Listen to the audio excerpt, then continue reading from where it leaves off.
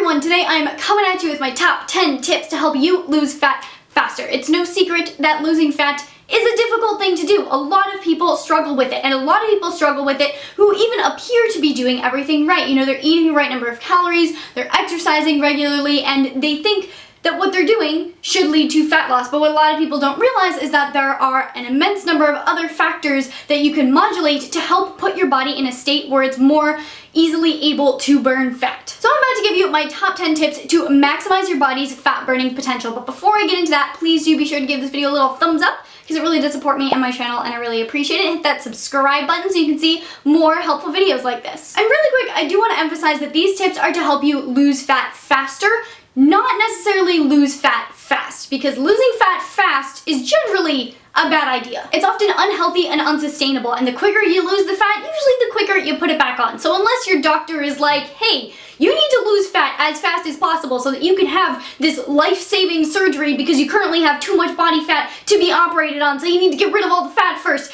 Unless you're in that situation, I recommend a more long-term approach to fat loss. So while incorporating these tips, I do recommend taking the more long-term approach, doing a series of mini cuts, and these tips will help you maximize your fat burning potential while you're cutting. Does that make sense to everyone?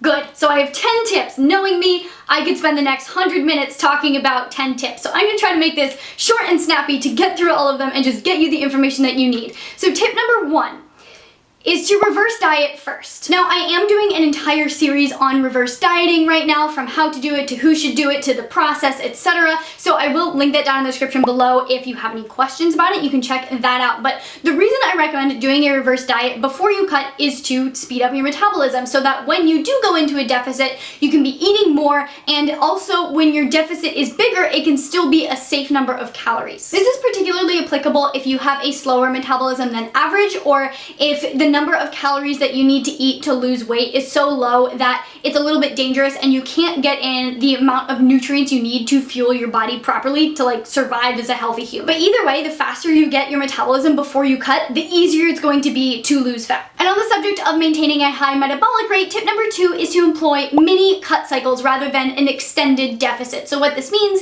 is for every 2 or 3 weeks that you're in a deficit, you also spend 1 to 2 weeks at maintenance or even a very slight surplus. And what this does is it actually makes your time in a deficit much more efficient, and you're able to burn more fat while you're in the deficit. The longer you stay in a deficit, the slower your metabolism gets, so you actually end up in less and less of a deficit the longer you stay in a deficit, so you burn less and less fat. Whereas if you start your cut in a deficit and then go back up to maintenance every few weeks, it prevents the metabolic slowdown from happening that prevents you from burning less fat on the same number of calories. There was a study that was done recently that took 2 groups of individuals, and in one group they had them diet consistently for 16 weeks at the same percentage deficit, whereas the other group took 32 weeks, and for 2 weeks they were in a deficit, 2 weeks at maintenance, and they bounced back and forth. So the 2 groups were in a deficit for the same amount of time, but the group that bounced back and forth to maintenance actually lost more body fat, and their ending metabolic rate was on average a lot higher than the group that was consistently just in a deficit for 16 weeks. Tip number 3 also relates to your metabolism. It's almost like I organize these in a logical manner. Oh my goodness. And it is to strength train. Nothing turns your body into a fat burning machine like lifting heavy. Compared to fat, muscle is a very energy expensive tissue. And what this means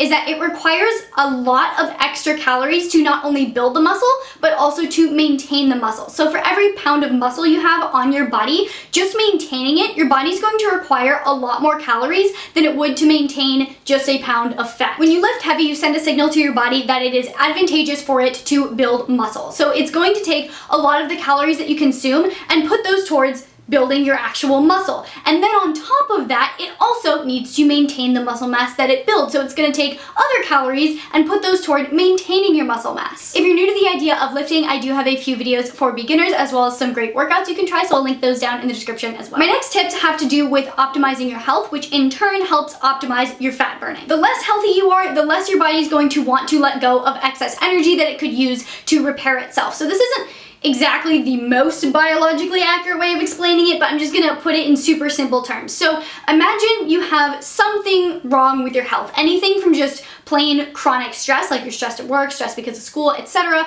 or you have some sort of chronic illness. All of this places stress on your body. It's something that your body has to deal with, and so when it has to deal with these bigger stressors, losing fat is its lowest priority. So if you're dealing with any sort of health issues, or even just lower than optimal health, not necessarily like a tangible issue, like you're chronically extremely fatigued or something like that, if on top of that you go into a calorie deficit and you try to get your body to burn fat, your body's gonna be like, whoa, whoa, whoa there. I'm working on fixing this issue. Like, you have this other issue here. We need to focus our energy on that. I do not want to lose this fat because now I'm also starving and I need to use this energy to help me repair this other issue that's going on. So I'm just gonna store everything that I can as fat so that I can fix this other issue first. So if you can work to optimize your health to help your body fix these issues in the easiest and fastest way possible, then losing fat is gonna be a lot easier because your body won't be stressed out about some other stuff. Again, not the most biologically accurate way of talking about it, but like it paints the right picture. So with that understanding, step number 4 is to stay active. The phrase sitting is the new smoking is probably a little bit of an exaggeration, but being sedentary is really not good for you. It can cause a whole host of health issues that you do not want to deal with. So staying active throughout the day is the best way to combat this. My favorite way to do this is to make sure I hit my 10,000 steps a day. Usually I aim for about 10,000 to 14,000. I try to go on several walks throughout the day to hit this goal so that I'm staying active throughout the day. Another great thing to do that I used to do when I was in school is I would set a timer for every like half an hour to 45 minutes, and every time it would go off, I'd get up and do a few exercises, or I would just like dance around my room. I looked like a complete idiot, but it got me standing up, it got me moving, it got my heart rate up, and it worked really well.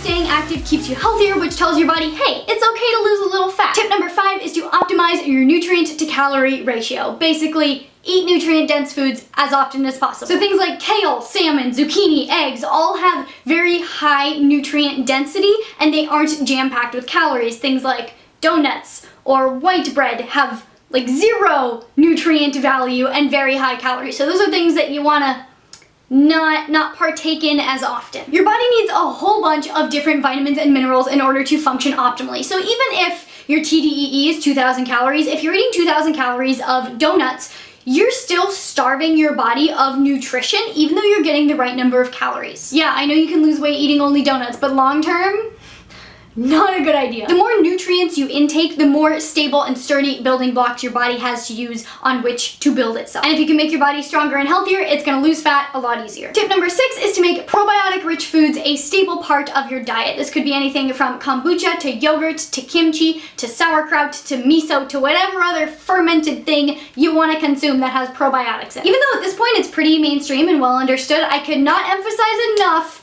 how important gut health is. If your gut is off, oh man, you're in for a bad time. There are so many different ways that your gut health impacts your overall health. Like, I would be here forever talking about it. I'm trying to keep this video short and sweet, so I won't go into too many details, but like one example is if you have poor gut health, you might not be absorbing the vitamins and minerals from your foods properly. So even if you employ tip number 5 and you're eating a ton of nutrient-rich vegetables, your gut might not be absorbing it. You might not actually be getting the nutrients into your body, and so that would cause a lot of different chronic issues. Poor gut health can also negatively affect your mood, and if you're in a bad mood, your motivation to go to the gym is probably, you know, like next to none, and your motivation to eat healthy, well, that's out the window. Not to mention you're in a bad mood, so that just kind of sucks anyway. But when it comes to maintaining your overall health, optimizing your gut health is key, and consuming probiotic-rich foods can help tremendously with this. One of my favorite ways to incorporate probiotics is to throw some coconut yogurt into my smoothies, so I'm just gonna use about half a cup of the cocoa yogurt, just plain coconut yogurt, to throw in some good probiotics, also just some creaminess, a little extra healthy fat, and all that good stuff. Tip number 7 is to eat your vegetables. A lot of people think that in order to be healthy, you need to take a multivitamin, and then they don't eat vegetables. If you just put vegetables in a blender and make a veggie smoothie, that's nature's multivitamin, and in my opinion, that's a lot better. As I already said, getting the nutrients into your body that it needs is critical for your health. Deficiencies in any one nutrient can cause you all kind of problems, and making sure to eat vegetables, eat at least a couple servings of vegetables at every meal, or eat like 8 to 10 cups throughout the day, is a great way to make sure you're giving your body what it needs to literally function as a human body. Because if it's not functioning well as a human body, it's not gonna wanna lose fat. It can be really hard to get in a serving of vegetables with breakfast, at least in my opinion, because there aren't a lot of like vegetable breakfast foods. So if there are a few days where I know I haven't eaten enough veggies, or I know I'm not gonna be able to get in a lot of veggies later in the day, I like to make a vegetable smoothie, and I usually just go with the Smoothie Box smoothies. They're just prepackaged frozen smoothie ingredients, and they have a ton of vegetables in them. I think this is the clementine flavor. It's my favorite, and it has sweet potato, carrots, ginger, and some other good stuff. And it literally has everything you need for the smoothie other than liquid, so you just dump it in with a little bit of liquid, blend it up, and it's good to go. Generally, I don't really like pre-made smoothies, especially packaged ones, because they tend to be just major sugar overload in all fruit, but the Smoothie Box ones are actually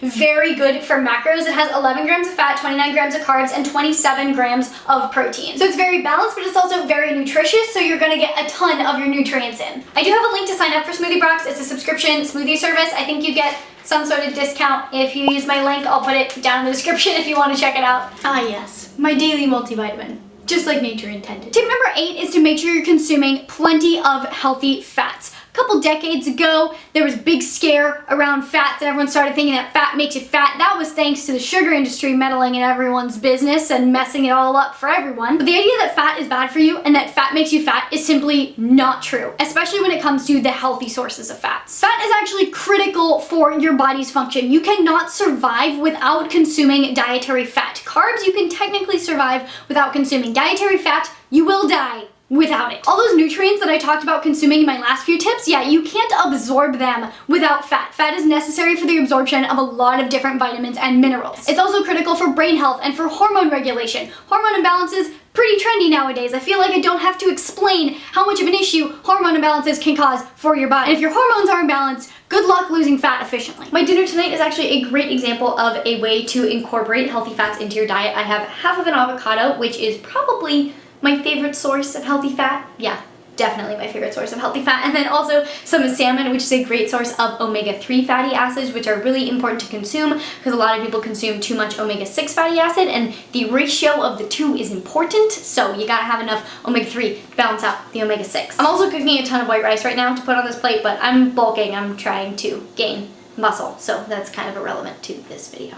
Now, tip number 9 may confuse a few people as to why I'm including it in this, because I've said repeatedly that fasting is not a weight loss tool. However, tip number 9 is to try practicing intermittent fasting. And that's because intermittent fasting is a health tool. Now, intermittent fasting anecdotally can affect some people, especially women, negatively. If you're one of those people, I don't recommend it for you. For everyone else, especially if you struggle with insulin resistance, it could be just what you need to put your body in a healthy place so that it can ultimately become a fat burning machine. The psychological aspect of intermittent fasting can even be extremely helpful in itself. I've been personally practicing intermittent fasting on and off for about 2 years now, and one of the biggest benefits that I've found is that it has really helped me get in touch with my hunger signals. I know when I'm actually hungry, and I know when I'm just craving something and I just feel like eating because I'm bored, and I can now separate that and understand when my body really needs to be fed, and I can feed it accordingly. And my last tip, tip number 10, is one that really should be the easiest because it's kind of the most enjoyable, but for me is actually the hardest to do, and that's to get enough sleep. Now, I have made an entire video dedicated to why sleep is so important for your health and for weight loss, as well as different ways to improve your sleep, so I'll link that down in the description below. But just to summarize, lack of sleep can negatively impact your health in a huge way. For example, one night of sleep deprivation can make you as insulin resistant as a person with type 2 diabetes. It can also increase the amount of glucose that your brain needs to function, and so you actually crave more and more glucose because your body actually needs to use more. What's the fastest source of getting glucose into your body? Sugary processed foods. That, combined with the fact that your willpower actually does decrease when you're sleep deprived, is a recipe for overeating junk food. And then on top of that, messing up your insulin sensitivity because you're already more insulin resistant because you're sleep deprived. It's bad news there. So if you're doing everything else right, you're doing everything on this list, you're eating the right number of calories, you're exercising appropriately, and you're still struggling to lose fat, but you're sleeping 4 hours a night, I guarantee you, if you start sleeping 7 to 8 hours a night, your body's going to change like that. And that's it. Those are my top 10 tips to help you optimize your body to lose fat as efficiently as possible when you're doing it in an appropriate and healthy way. I think this was the most number of tips I've tried to cram into a video before. Usually I go for like 2 solid tips and go super in depth, so hopefully this was helpful and kind of gave a good overview of everything that I talk about in depth in different videos. If you have any more tips, please leave them down in the comments below and we can all learn from each other. In the meantime, please give this video a big thumbs up, share it with your friends and your family and your fat loss buddies, subscribe for more videos, hit the notification button so you don't miss those videos, and I will see you very, very soon. Bye.